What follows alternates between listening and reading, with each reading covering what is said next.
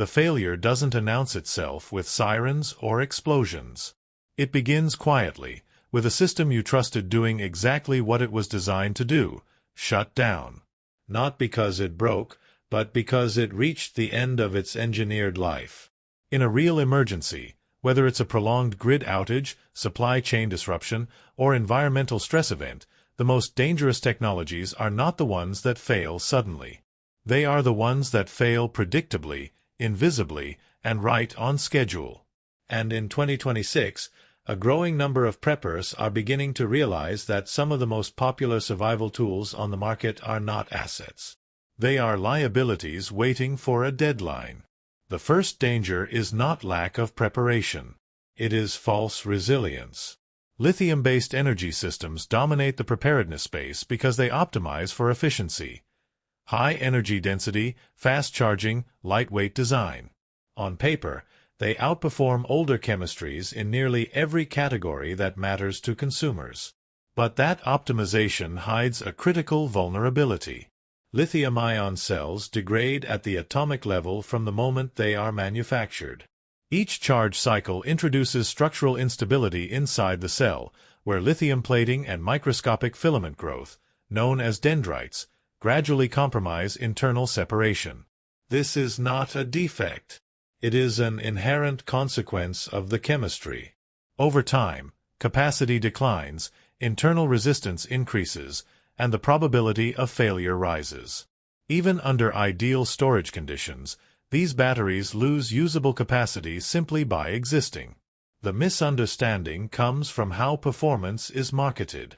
Users are taught to think in terms of capacity and output, not lifespan under stress. A battery that holds a charge today is assumed to be reliable tomorrow. But in emergency planning, time is the real variable. Systems must function after years of dormancy, not just during active use. Lithium systems are not designed for that scenario.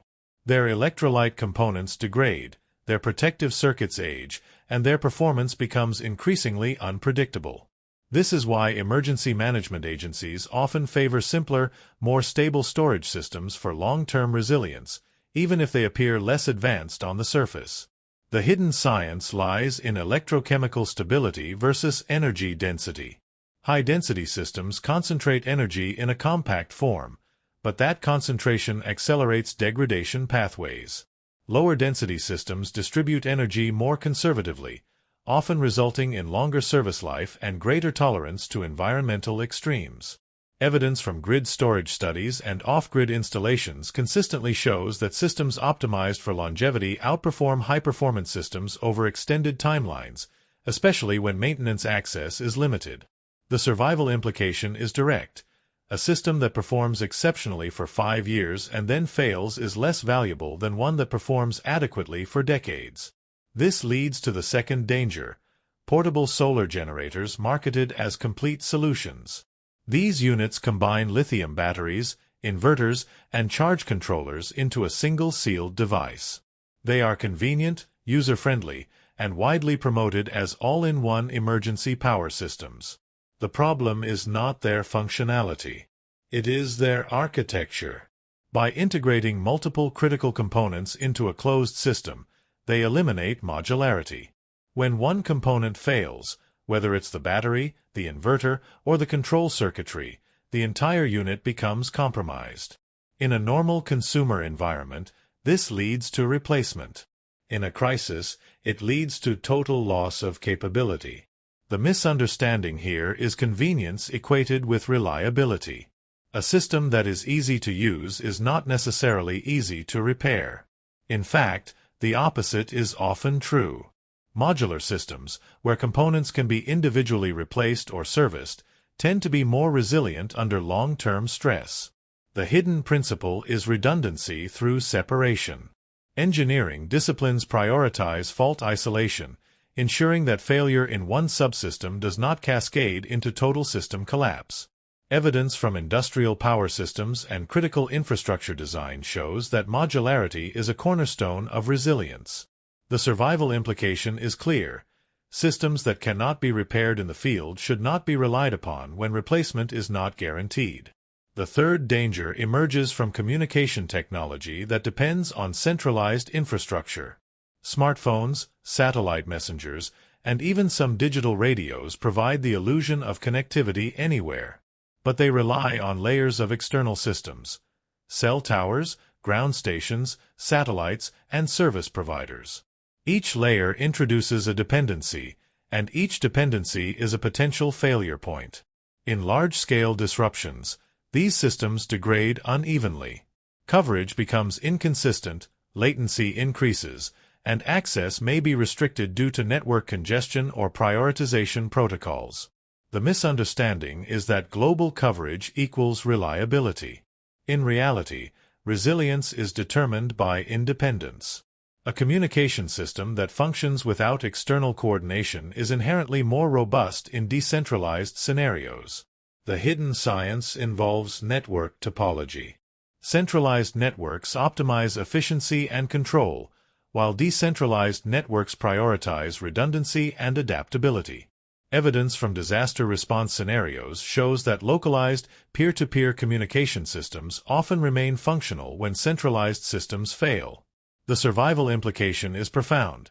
The ability to communicate without relying on external infrastructure can determine access to information, coordination, and assistance.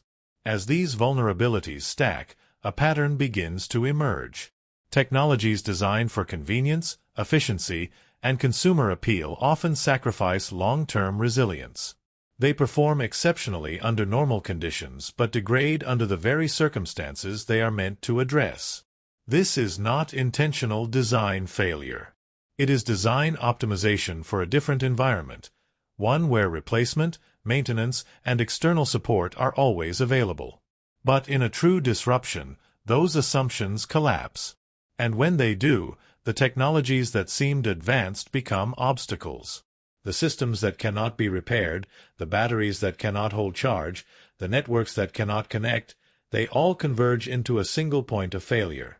The danger is not that these technologies exist. It is that they are trusted without understanding their limits. Because the next layer of risk is not about energy or communication. It is about something more immediate, more physiological, and far less forgiving. When the environment itself becomes hostile, and your ability to regulate temperature determines survival in hours rather than days, the technologies you rely on for protection begin to matter in ways most people have never considered. Temperature is not an inconvenience. It is a countdown. When environmental exposure crosses certain thresholds, the human body does not gradually adapt. It fails in stages that are measurable, predictable, and often irreversible. In cold environments, core body temperature dropping below 35 degrees Celsius initiates hypothermia. Cognitive function declines first, followed by motor control, then cardiac instability. In hot environments, heat stroke begins when thermoregulation collapses, leading to organ damage within hours. The margin for error is narrow, and the technologies most people rely on to manage temperature are often designed for comfort, not survival. The fourth danger is insulation systems that depend on trapped air but fail under real-world conditions. Traditional materials like down feathers and synthetic fibers operate on a simple principle. Air is a poor conductor of heat, so trapping it slows thermal transfer. Under dry, controlled conditions, this works effectively. However, the moment moisture enters the system, through sweat, humidity, or precipitation, the physics changes. Water replaces air in the insulating structure, and water conducts heat approximately 25 times more efficiently than air. What was once insulation becomes a thermal bridge, actively accelerating heat loss. The misunderstanding lies in equating thickness with protection. Bulk creates the illusion of safety, but insulation performance is not determined by volume alone. It is determined by the stability of the microenvironment within the material.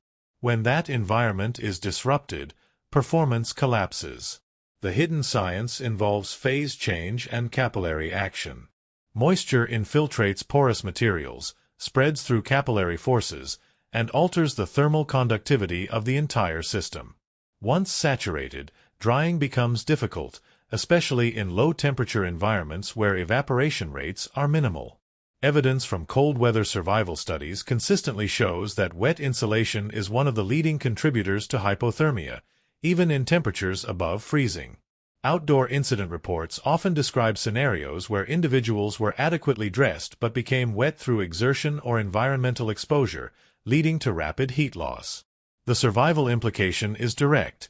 Insulation systems must maintain performance when wet, not just when dry. Materials that resist moisture absorption or maintain structural integrity under saturation provide a measurable advantage in real conditions. This leads to the fifth danger: fuel-dependent heating systems. Portable heaters, propane stoves, and combustion-based heat sources are widely used in preparedness planning. They provide immediate warmth and are relatively easy to deploy. But they introduce two critical dependencies: fuel availability and oxygen balance. Combustion consumes oxygen and produces byproducts such as carbon monoxide, a colorless, odorless gas that binds to hemoglobin more effectively than oxygen. In enclosed or poorly ventilated spaces, carbon monoxide can reach lethal concentrations without warning. The misunderstanding is that heat output equals safety. A device that produces heat is assumed to solve the problem of cold exposure. But in reality, it introduces a parallel risk that can be more immediate and less detectable. The hidden science lies in combustion chemistry and gas exchange. Incomplete combustion increases carbon monoxide production, and even efficient systems can become dangerous if ventilation is insufficient. Evidence from emergency response data shows that carbon monoxide poisoning spikes during power outages, particularly when individuals use indoor heating devices not designed for enclosed spaces. The survival implication is not to eliminate heating systems, but to understand their constraints. Systems that rely on consumable fuel create a finite timeline. Once the fuel is exhausted, the system fails completely. In contrast, passive thermal strategies, such as insulation, shelter design, and heat retention, extend survival without continuous input. Engineering principles favor reducing energy loss over increasing energy supply. It is more efficient to conserve heat than to generate it repeatedly. As these layers of risk converge, the pattern becomes more pronounced. Technologies optimized for convenience, portability, and immediate effectiveness often introduce hidden dependencies that become critical under stress. Batteries degrade, integrated systems fail as a whole, communication networks rely on external infrastructure, insulation collapses when wet, and heating systems depend on finite resources. Each system works within its intended design parameters, but those parameters rarely include prolonged isolation or resource scarcity. The escalation is not dramatic. It is cumulative. A degraded battery reduces available power. A failed generator removes backup capacity. Communication becomes intermittent, then silent. Insulation loses effectiveness, increasing reliance on heating systems. Fuel reserves diminish.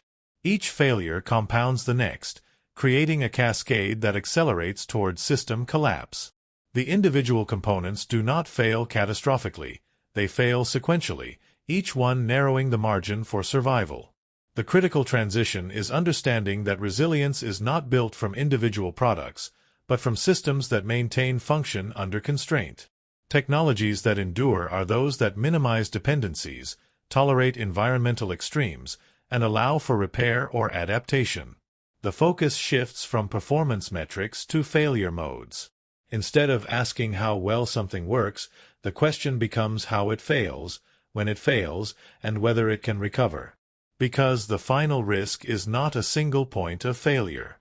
It is the interaction between systems that were never designed to operate without support. And once those interactions begin to break down, the difference between survival and collapse is no longer determined by what you have, but by how long it continues to work.